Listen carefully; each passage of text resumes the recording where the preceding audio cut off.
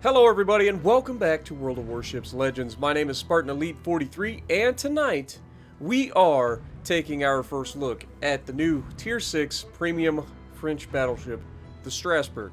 So, with that being said, let's take a look at our commander. We're going to be using Robert Gigard, which is going to have Azure Lane Scharnhorst as a commander and Paolo de Revel as our inspirations. We are running Flammable Cannoneer, Gyrating Drill Bits, Megalomania, and we are running Reaching Out XXL with Will to Rebuild as our legendary perk. Alright, for equipment, we are running Aiming Systems Mod 1, Steering Gears Mod 2, and we are running Target Acquisition Mod. Okay? If we look at our loadout, we are running the Alpha Tester flag and the Type 9 camo that comes with the ship. Survivability, 55,100 hit points with a 25% torpedo damage reduction. Yep, this Tier 6 French battleship has equal torpedo damage reduction to the Iowa. Main battery is 330mm guns, 52 calibers, and it is 8 guns and two quad turrets at the front. Okay. Fires out to 18.3 kilometers with this range. The reload time is just 20.3 seconds with this build, and has a 180-degree turn time of 27.7 seconds. HE shell maximum damage is 4,800 with a 35% chance to set fires. AP shell maximum damage is 10,670. For secondaries, you have 130mm 45 caliber MLE 1932s. You have 4 of those, reaching out to 5.2 kilometers and reloading in 5 seconds. They fire HE shells with a 9% chance to set fire and a maximum damage of 1900. And then you have the secondary armament 130mm 45 caliber MLE 1932s that you have quad turrets of, and you have 12 of those total. And they reach out to 5.2 kilometers, reload in 5 seconds. They do a maximum HE shell damage of 1900 with a 9% chance to set fires. AA defense, 13.2mm 76 caliber CAQs. You have 32 of those doing 40 damage per second, reaching out to 1.2 kilometers. Then you have the 37mm 50 caliber MLE 1933s. You have 8 of those that fire out to 3 kilometers and do 9 damage per second. And then you have the 130mm 45 caliber MLE 1932s. You have 4 of that reach out to 5.2 kilometers and have an average damage of 17 per second. And then you have the 130mm 45 caliber MLE 1932 quad turrets that you have 12 of, and those reach out to 5.2 kilometers as well and do 37 damage per second. Maneuverability in this ship, 27 knot top speed, so pretty good for a Tier 6. Turning circle radius is amazing. It's 730 meters for a battleship. That's actually better than that, even though it's not updated. This is the base stat. For whatever reason, Wargaming doesn't update the turning circle radius when you do things like add rudder shift. And we, as you can see, we have our rudder shift down to just 8.8 seconds. That's ridiculous for a battleship. Like, that's cruiser-esque rudder shift. I mean, it's not agile cruisers, but that's like base cruiser level. So 8.8 seconds for a battleship's really good. Concealment. You have a 14.2 kilometer detectability by sea, 11.9 by air, 2 guaranteed, and 12.1 kilometer detectability while firing in smoke. Now, for armor, this is where this thing struggles, okay? There is no armor on this ship. It doesn't exist. You don't bounce any rounds anywhere unless it's a cruiser shooting at you or a destroyer. Any battleship caliber AP basically shreds this thing. Now, I say that. Any battleship caliber that's 15 inches and above shreds this thing. Anything less than 15 inches that doesn't overmatch every part of your ship, you can actually bounce. But the options at Tier 6 and 7, and you know, you're just not going to run into them. Even Tier 5s. There's a lot of Tier 5s that are 15-inch guns and above. So you're very few ships that you're going to run into that are going to be able to bounce off of your ship. Everything else is going to absolutely annihilate you. And there's nothing you can do. You can't angle against it because you only have 26 millimeters of armor. Now, that being said, 26 millimeters of armor does give you a little bit of protection, and I emphasize a little bit of protection, against the fire spam of 152 millimeter guns. As long as it's not German 152 millimeter guns or 152 millimeter guns running EOP. So if you find a very limited number of fire spammers that aren't German and aren't running EOP, then yeah, you can actually take a little bit of damage from them, but of course they're going to set you on fire, so it doesn't really matter. So again, it's kind of a little bit of a, you know, a trick. Oh, you got 26 millimeters of armor. Yeah, if it was only 1 millimeter thicker, you could actually stand up against 15-inch guns and this thing would be a lot better. But it's not. Meaning you get absolutely annihilated by 15-inch guns and above. And there are a lot of them at Tier 6 and Tier 7 and Tier 5. But if we take away the armor, you can see that it does have a bit of an interesting armor configuration here. But here's the problem. It still has a raised citadel. Slightly. Not a big raised citadel, but it is raised. So if you go broadside, which I don't know why you would. I mean, you are literally in a ship that has all the firepower at the front, so you don't need to go broadside in anything. But if you do, you can and will be absolutely punished. The other sad thing is, because you only have 25 millimeters of armor everywhere, or 26 millimeters of armor everywhere, people go straight through and punish you. Hard. Straight through, everywhere. They shoot your bow, they go through, they can potentially citadel you. They plunging fire through the deck, they go through, they potentially citadel you. And of course, if you give up the broadside, we already talked about that. And the same goes for the rear. I mean, you literally have 26 millimeters of armor everywhere. Okay? Now that being said, whoops. You do have a little bit of casemate armor, but 210 millimeters isn't helping in very many situations.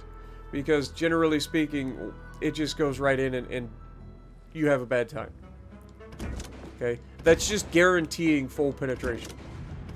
But I'm telling you, I've tried angling in this ship. I've tried doing everything in my power to avoid getting hit by things that I know will punish me. And it just doesn't matter. Wherever the shells hit you, it goes straight through and they do full penetration damage. So they're chunking you for 15,000 damage a shot. Essentially, even if it's not citadels, they're still chunking you for 15 to 20,000 damage salvos, and that's trying to angle. The best armor that you have on your ship to try to get people to not do full damage is your guns. Like if they shoot at your guns, which again I don't know why they would, but if they do shoot at your guns, you actually will ricochet off your guns because your guns have decent armor. 352 millimeters on the rear plate. 160 on the bottom plate. The barbette armor is 340 millimeters thick. So your guns are actually somewhat reliable. But frontal plate 360 millimeters as well. And it's slightly sloped, so it's not hugely sloped, but it's a little bit. But again, I don't know why anybody would shoot at the guns on this thing when if you have 15-inch guns and above, you're just going to go straight through and just annihilate these things. It's not even funny. Low profile. It's a harder to hit due to a smaller hull. It's not hard to hit. Alright, this isn't a destroyer. Okay? Destroyer would be harder to hit. A battleship is still a battleship, no matter how small of a battleship it is. Barrage can be equipped with the main battery reload booster. And that is one of the main selling points of this, is that you get 2 main battery reload boosters at Tier 6. But the problem is you have modest guns. And the ship is armed with low caliber guns. 330 millimeter guns are just absolutely tiny at Tier 6. There's no other way around it. You can't really say. I mean, it's like King George is somewhere similar to that. I think it's 340 millimeters, right? I could be wrong. I'm trying to think out of my head here. But yeah, like, it's just, I don't know. Strasbourg, a small battleship of the Dunkirk class that was created to confront German raiders, compared to the lead ship of the series, she had reinforced armor protection and was a little slower. She entered service in 1938, and there were two of them in the series. There was the Strasbourg and there was the Dunkirk. And again, you know what these were designed to fight. It tells you right there. They were designed to confront the German raiders, aka the freaking Graf Spee and so on and so forth, the Scharnhorst, and things like that. All of the German raiders that were out there. It was not designed to fight battleships, which is why this thing is really, really bad at fighting battleships. And the other thing is, you have small guns, you don't overmatch anything except cruisers, and so anytime you go up against a battleship, all they have to do is turn bow in and you're screwed. You can shoot their superstructure a couple of times, but then you got to switch to HE and start farming them for fires. And battleships don't get the amazing RNG that cruisers get, so getting fires out of this thing is actually difficult. It's not consistent at all, even though you have a 35% chance to set fires, and you know cruisers with 12% chance to set fire set a fire every freaking shell, but you hit them with 2 or 3 shells per salvo and nothing. So yeah, definitely not a ship that I would recommend, and we'll go over that in the gameplay. I'm going to show you guys 2 different games, both of which had decent end results for the ship, but both of them had showcased different parts of the ship's strengths and weaknesses. So let's take a look at her. Not a bad looking ship. I actually do like the unique design of the French battleships with all the firepower at the front, those quad turrets. Single stacker, you gotta love that. This one actually gets a catapult at the back as well, so you actually have spotter planes available to help your dispersion, which is why I forego the Andrew Cunningham and put on DeRevel for that extra fire rate. It is pretty significant. So, with that being said, let's get to the gameplay. Alrighty, so we're going to be on Ring for the first battle, and we are in a division with, I believe it is Tuna, yeah, Tuna and House are in our division. They were trying to help me get a decent game out of this thing, because like I said, this thing just does not do well on its own. It just doesn't have the armor to get into any fights with any sort of battleships. You really, really want people to sail broadside to you in order to really take advantage of this thing. Otherwise, you're just not going to have a good time in it. Which is why, again, I don't know why anybody would want this ship. Like, yeah, it's got the gimmick of having 2 reload boosters at tier 6 as a battleship, but again, it's tiny guns. You don't overmatch anything except cruisers, so it's really, really one of those ships that great players will do okay in, but everybody else, you're just not going to enjoy it. You're just not. But we're going to try to go to the left initially. We're going to have a couple of fire starters on the enemy team. We got a couple of destroyers, mostly battleships, and they do have a carrier. Florida, right off the bat, we get a nice look at a Florida who's angled slightly, and this is going to show you what you can expect out of the dispersion here. At any sort of range, the dispersion is just awful. And I know I'm not a full dispersion build, so take that with a grain of salt, but at any sort of mid to long range, you're just not going to have a good time with hitting accurately. Now that being said, as you close in, that becomes a lot easier. Now, Helena's broadside on, just begging for it, so we take a shot here at the Helena. Again, you know, same issue that you have with other French battleships, so you want to try to get rid of the fire starters as early as possible. Gajimata gets spotted coming into the cap with our destroyer as well. So we're going to try to help with that as we close in on the mountain here.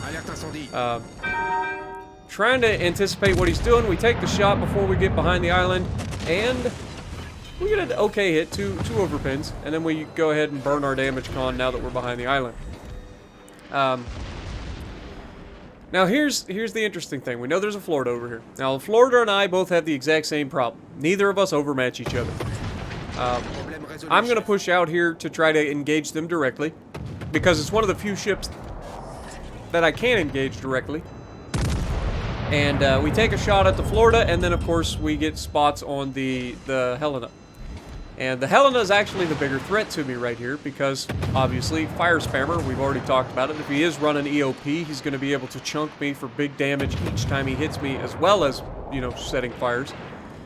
Florida's doing the exact same thing that I'm doing. He's bowing to me. He's using all of that firepower at the front of the ship, which is coincidentally the exact same firepower as I have.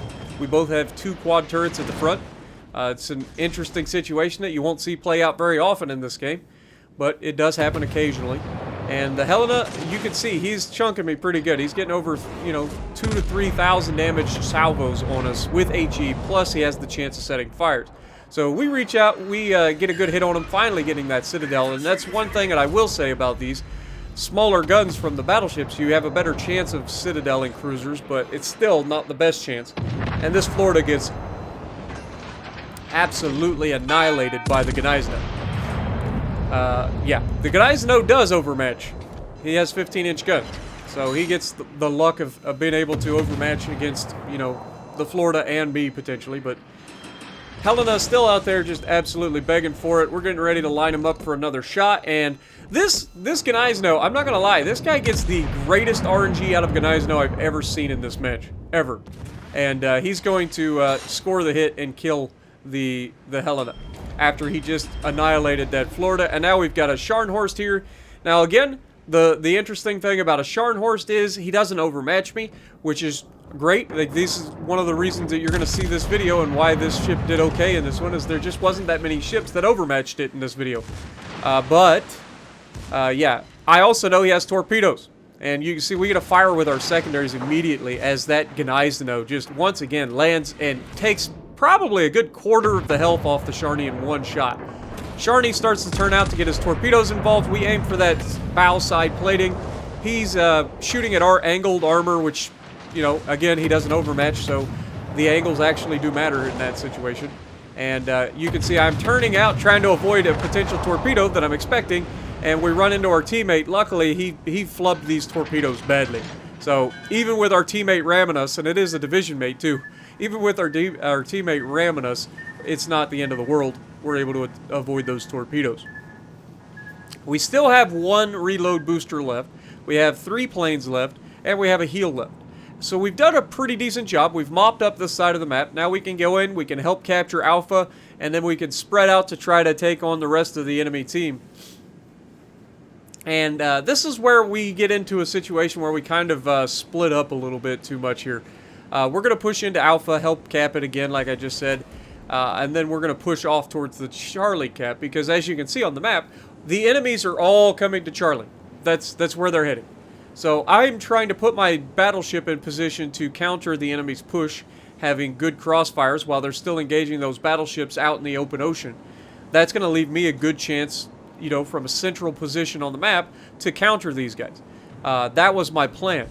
But I'm going to run into some very, very interesting opponents. Now, unfortunately, we were too slow to get here to help capture the base. And we get absolutely smacked by that freaking carrier. And that carrier is going to be an issue for me for a while. Like, he's literally going to harass me in this fight. And it just seems like there's nothing I can do.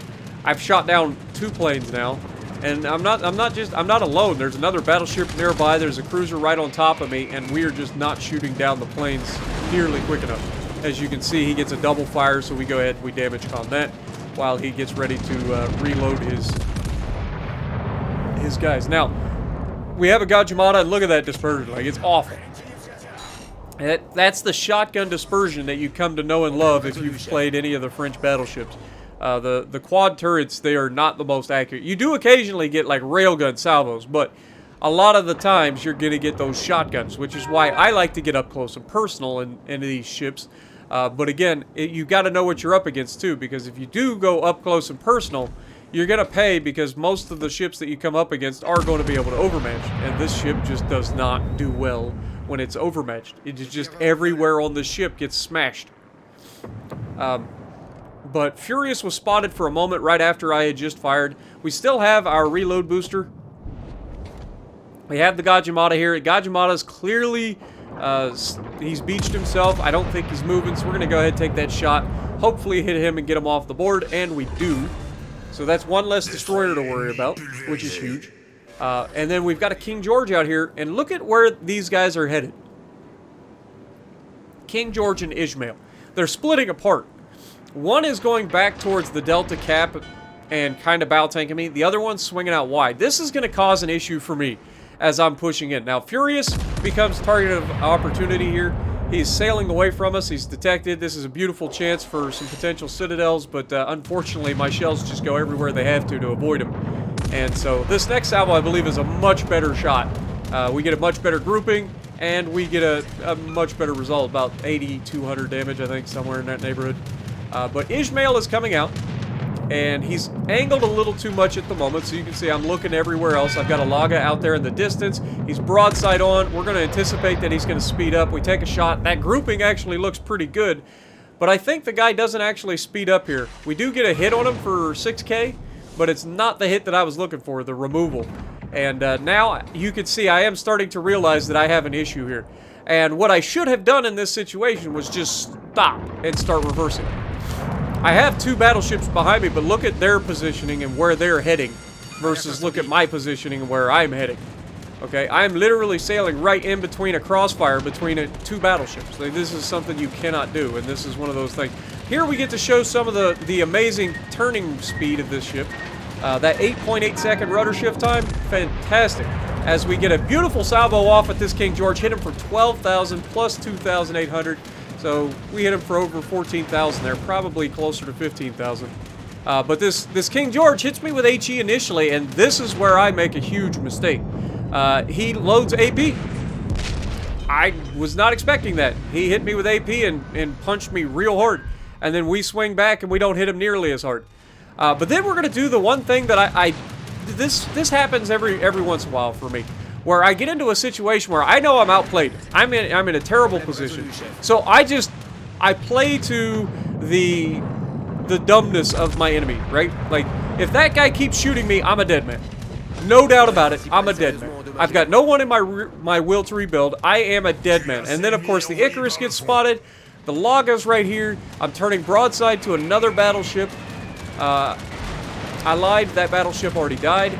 And you can see I lose a turret, so I only have 1 turret to shoot at the Icarus, but we still shoot him.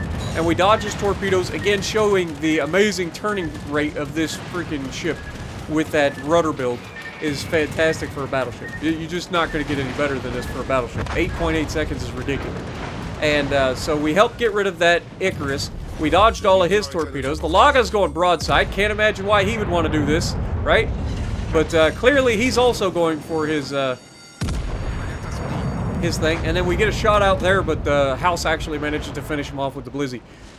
But yeah, he obviously launched torpedoes, right?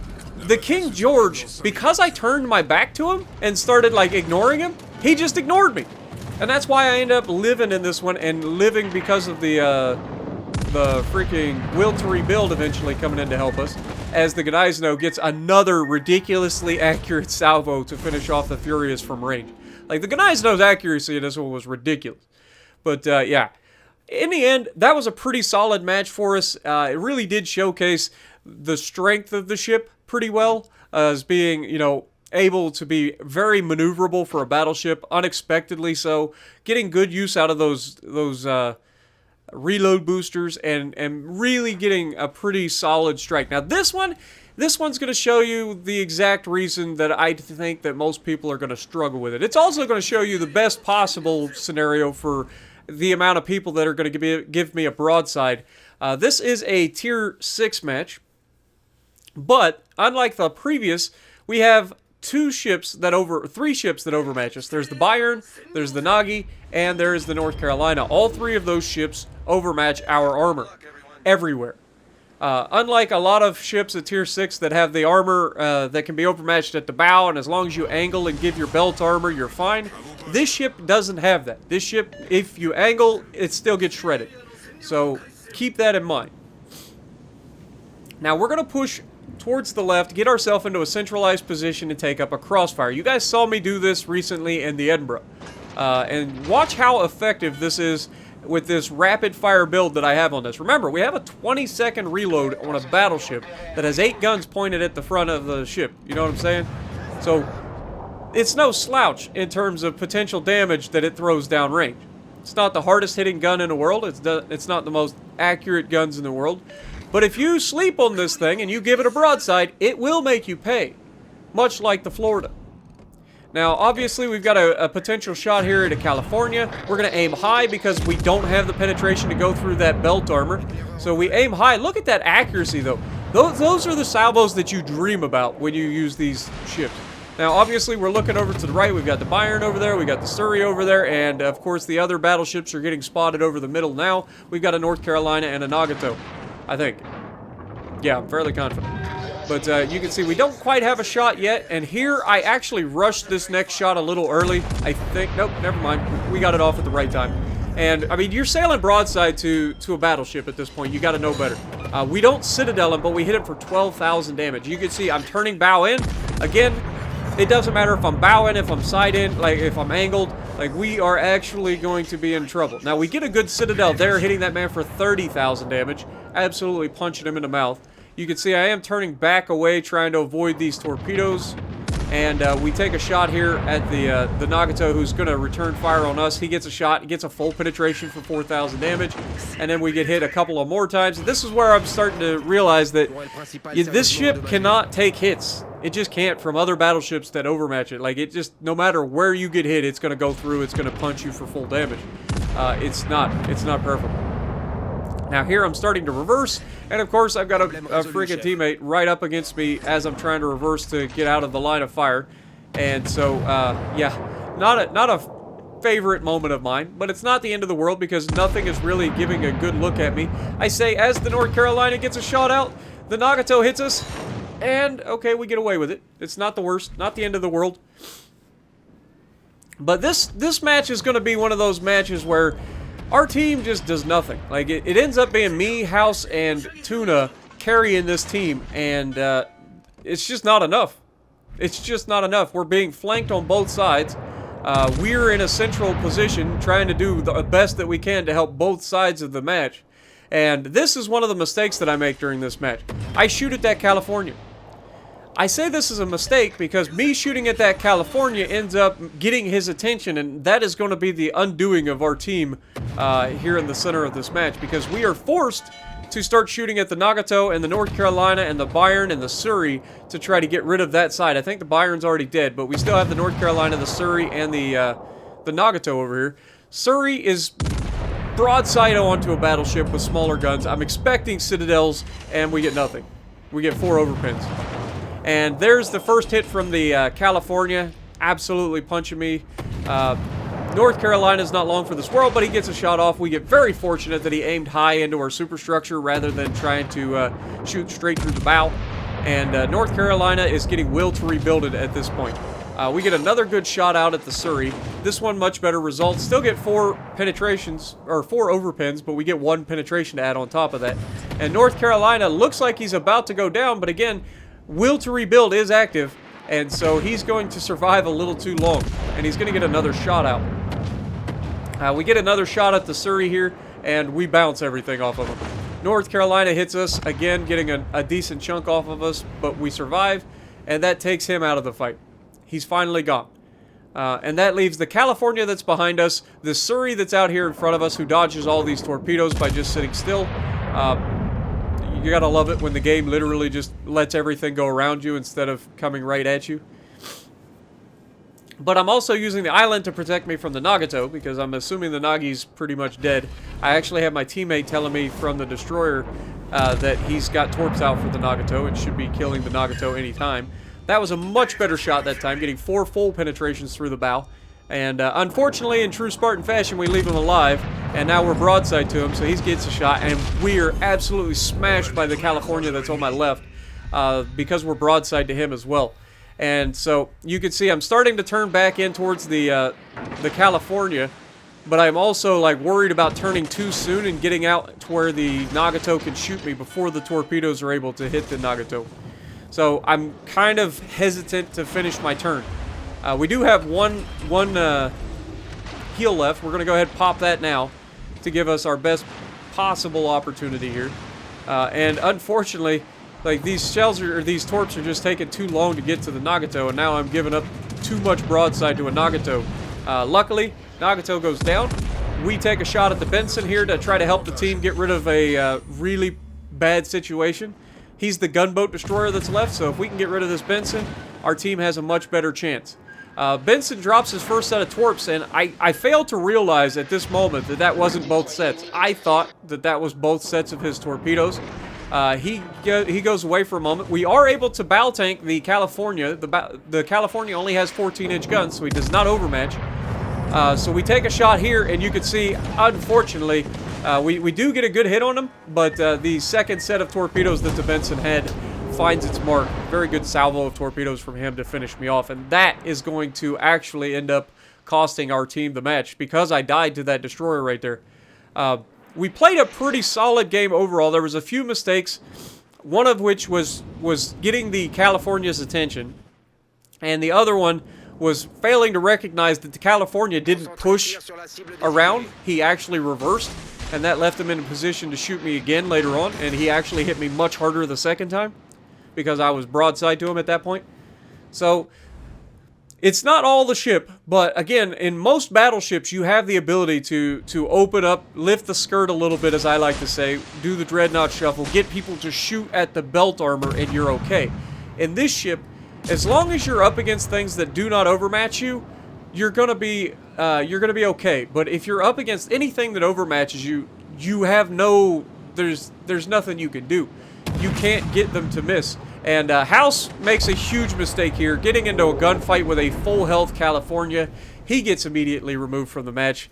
Pretty surprised by the accuracy of the California, but at the same time, it's 12 American guns firing at you. Just assume that that's going to be like your death, right? But yeah, well done to the California in this one. He actually ends up just completely saving his team in this and ruining our team. The destroyer that's behind us ends up getting himself, doing the exact same thing that House just did, where he gets broadside on, he's spotted, and he goes broadside to California, and California just lands every single shell on him. And that leaves just this New Mexico versus a Gajimata, a Benson, and a California. It's really not what you want to see, and unfortunately, it took away what was a pretty decent game and what could have been a really good video for us, and turns it into a teaching moment. But again, it really does show, like, you saw the chunks that were being taken off of us by anything that overmatches us, and then of course when I made the mistake of going broadside by the California. So you get to see the strengths, the weakness of the ship, you got to see the maneuverability of the ship. You have all the information at your disposal now, whether you want to buy the ship or not. Personally, I wouldn't recommend the ship just due to the fact that it is so freaking squishy.